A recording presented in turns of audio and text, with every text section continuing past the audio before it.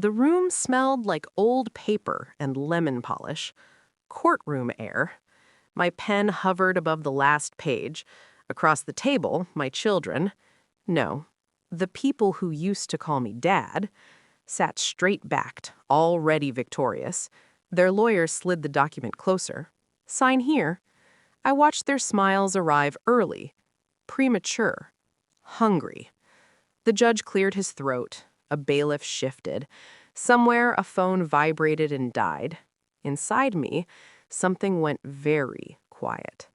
I thought of my wife's voice, flat, controlled, the way she used to say, "Trust me," without looking up. I signed. Ink bled into the paper.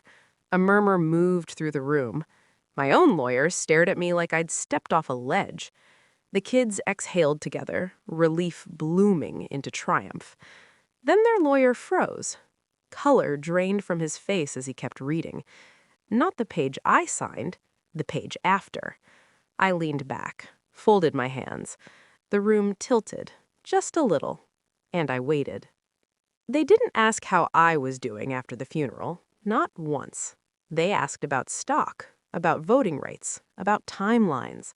My wife had been a CEO before she was a mother, before she was a spouse. That was the story. The other story came later, in fragments. A calendar invite that didn't belong to her, a hotel receipt folded too carefully, a name I didn't recognize recurring in her phone. Initials. Always initials. I told myself it was nothing. I told myself she was careful because she loved control. At the hospital, before she died, she held my hand and whispered, "Promise you'll protect them." Them. Not us. Not our family. Just them. After the will reading, the kids cornered me in the hall. "We want everything," my son said, his voice steady, practiced. "It's what Mom would have wanted." I nodded. I always nodded.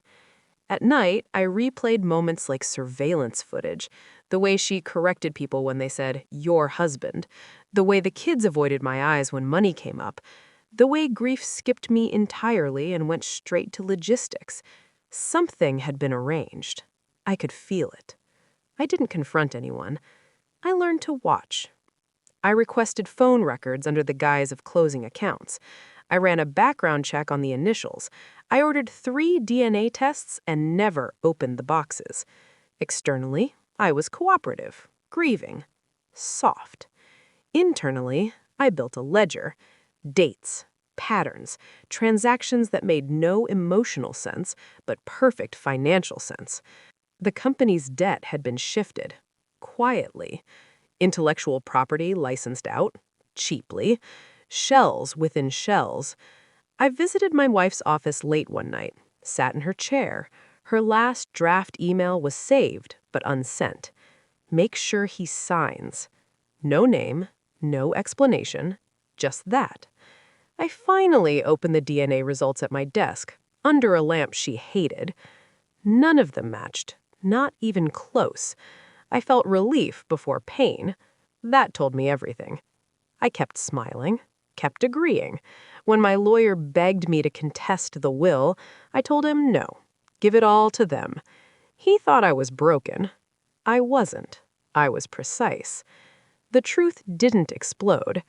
It settled. I asked the kids to meet me privately once, just once. I slid 3 envelopes across the table. "Before court," I said, "for clarity."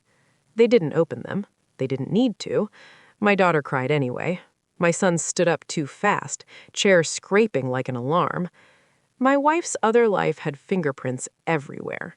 A partner, a plan, a legacy that didn't include me. I watched them fracture. I stayed still. "You knew," my son whispered. Yes.